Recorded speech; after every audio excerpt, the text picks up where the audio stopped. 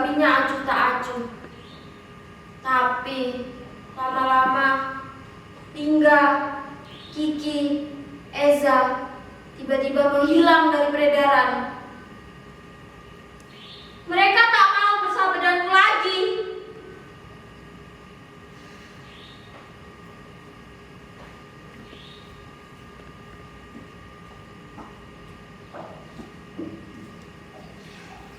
Emak sedang sakit. Sudah hampir sebulan. Aku belum sanggup membawanya ke dokter. Kata orang, biaya berobat ke dokter mahal. Lagi pula, kami tidak punya BPJS. Dari mana kami membayar cicilan setiap bulannya? Bu Siti yang bekerja di puskesmas pernah bilang, iuran BPJS yang menunggak atau tidak dibayar akan terancam terkena denda. Ya sudahlah, orang susah memang dilarang sakit. Mak, ini obatnya mak, jangan lupa diminum ya mak. Itulah mengapa sudah sebulan ini aku menggantikan kerjaan emak berburu karton, koran, dan botol-botol bekas warung-warung dan toko. Sering aku memungut barang bekas yang dibuang orang sembarangan. Aku tak habis pikir kenapa orang membuang sampah sembarangan. Tidakkah mereka berpikir bahwa tindakan mereka itu akan membahayakan bumi yang kita tinggali ini? Sementara tong sampah dibiarkan kosong, tak berfungsi sebagaimana mestinya.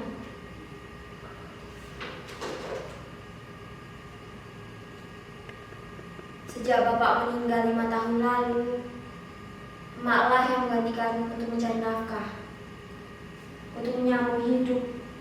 Sempat menjadi buruh cuci dengan upah seikhlasnya. Tapi upah emak tak seberapa dengan resiko yang dihadapinya. Jika ada pakaian yang luntur atau rusak, emak harus menggantikan 2 kali lipat. Lambat laun, tenaga emak semakin berkurang. Tak kuat lagi mencuci. Dengan keterbatasan apapun, emak tidak pernah menyerah untuk memenuhi kebutuhan sekolahku. Emak ingin sekali aku jadi guru. Jadi guru adalah cita-cita emak ai dulu. Saat ini, emak sedang sakit keras.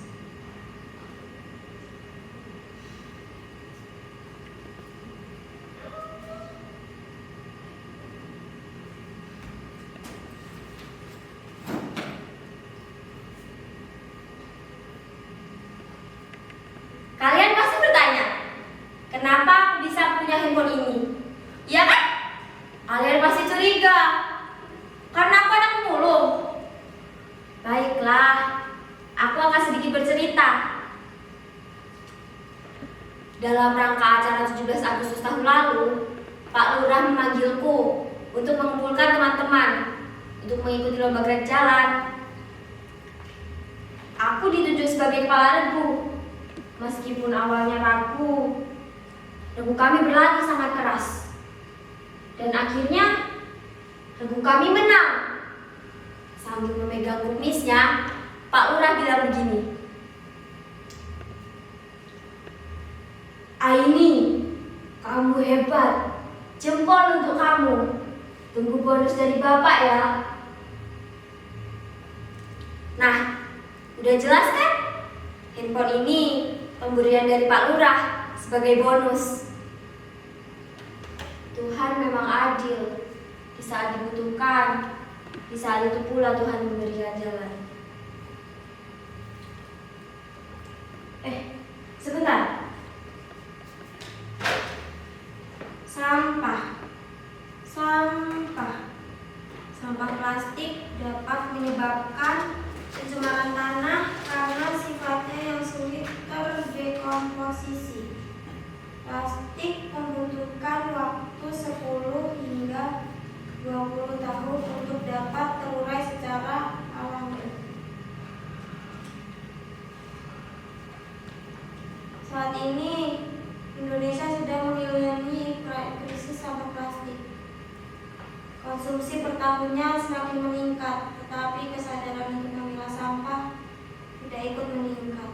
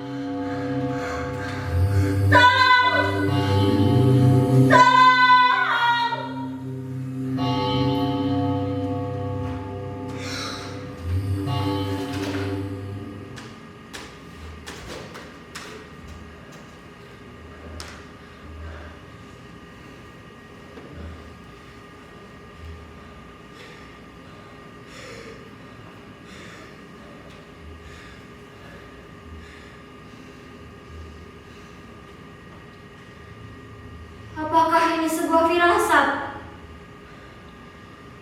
Tangan kecil ini harus berbuat sesuatu. Apa yang bisa aku lakukan dengan barang-barang ini?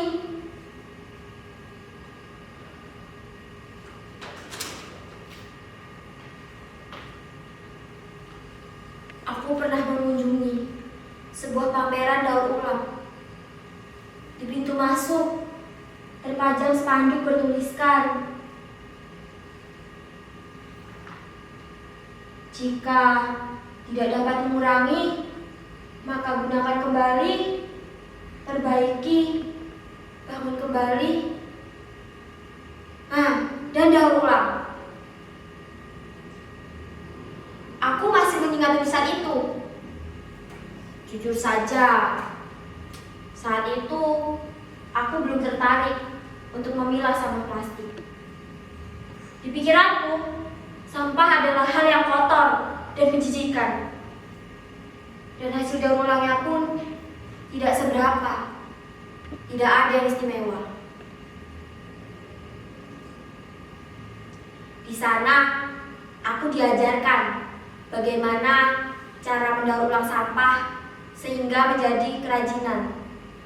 Seperti kotak pensil dari stik es krim, tas dari kemasan kopi, bunga dari sedotan, dan lampu hias dari botol-botol bekas. Selain bermanfaat, sampah-sampah itu juga bisa dijual dengan harga yang pantas. Lalu, mengapa aku harus minder dan malu, sibuk berimajinasi dengan pandangan orang lain?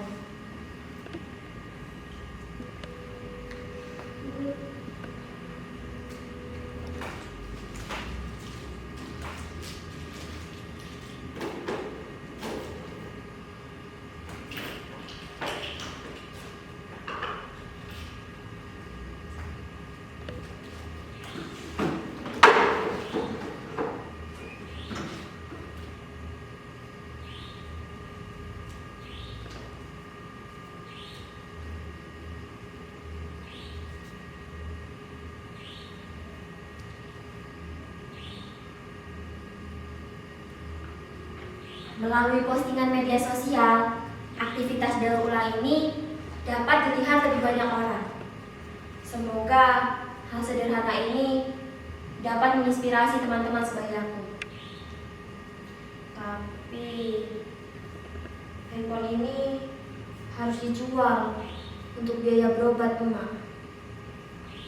Emak harus sembuh dari sakitnya.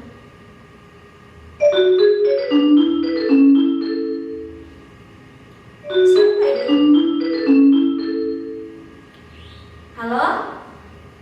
Oh, betul Pak. Saya Aini. Saya yang daur ulang sampah-sampah itu. Oh, pameran Pak. Kapan jadwalnya Pak?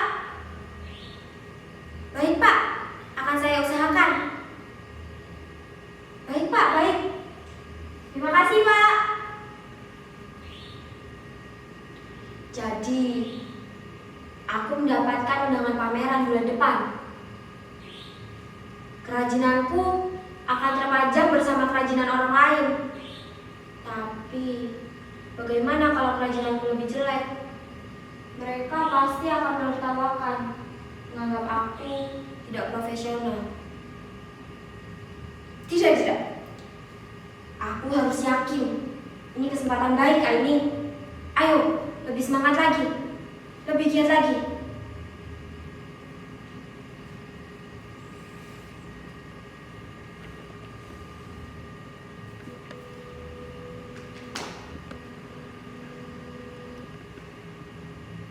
Pelan-pelan ya, Mak. Hati-hati, Mak. Nanti terjatuh. Duduk sini ya, Mak.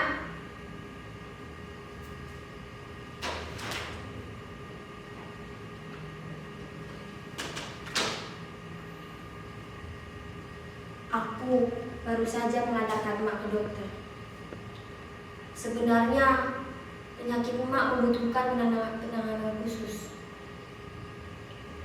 Tapi Mak bersikeras ingin pulang. Dokter tidak begitu jelas menjelaskan apa penyakit Mak.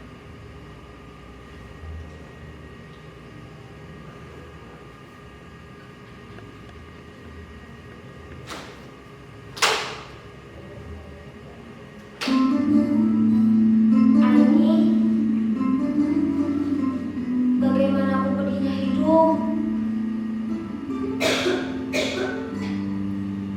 ingatlah Aini, kamu masih punya Tuhan. Jangan pernah menyerah untuk menggapai cita-cita, Aini.